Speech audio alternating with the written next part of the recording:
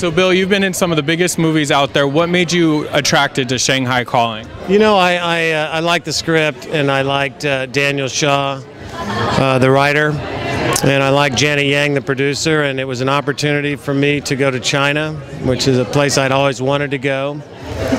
I find I'm a little spoiled as an actor because when I travel on location, when you travel with a movie, it's incredible because you really get the inside track. Yeah. You don't.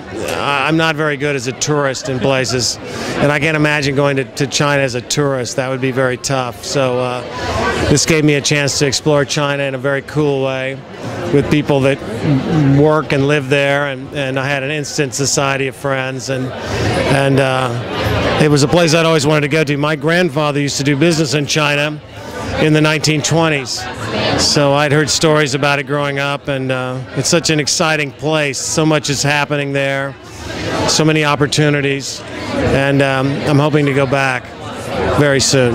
And so what was it like, because your character is supposed to know everything about China, so then you go over there and you're like really the fish out of water. So how quickly did you have to kind of adapt to the culture to play a character that had been living there forever? Well, I was very lucky. The guy who my character was based on, Jim Rice, was living there, and I was introduced to him, and so I hung out with him a lot.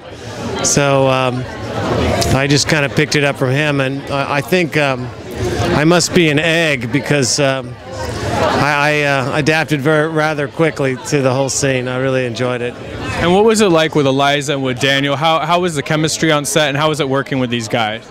They're a couple of nut jobs, especially that Eliza. Now, Eliza and Daniel, they're great people, and I think they have a real chemistry in the film together. I think you really get that they had fun making it, and we all had a lot of laughs. And let's say you weren't in the film, but you got to see the film. What about this film do people have to come out and see? Why would you go out and see it? I think besides the fact it's really a sweet romantic comedy, I think that what's cool about the film is it really turns a lot of stereotypes on their ear.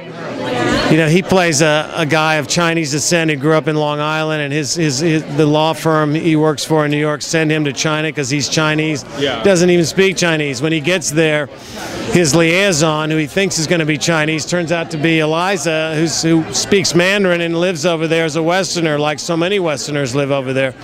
And so it kind of takes off from there. And I just feel like the film's got a good heart, and it's got real decency. And I want to switch gears real quick. Hatfield and McCoys. Fast, baby. Okay. Hatfield and McCoys. You guys got so many nominations. Did you know when filming this for the History Channel that it was going to blow up and do so well? I thought it had great potential because it was one of those things that had a kind of a built-in brand. You know, Hatfield. Everyone had heard about the Hatfield McCoy, but nobody could remember, well, what was it all about. So I think there was a built-in curiosity. I think getting Kevin Costner to lead the cast was a real coup for History Channel.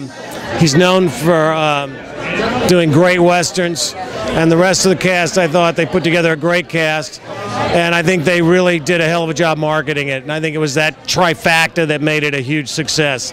All right, lastly, next project. What are you excited about 2013? I've got Two Guns coming out. I'm opposite Denzel Washington and Mark Wahlberg, and I just finished a big Doug Liman movie, All You Need Is Kill, opposite Tom Cruise. Okay, perfect. Well, thank you so much, Shanghai Calling. Thank you.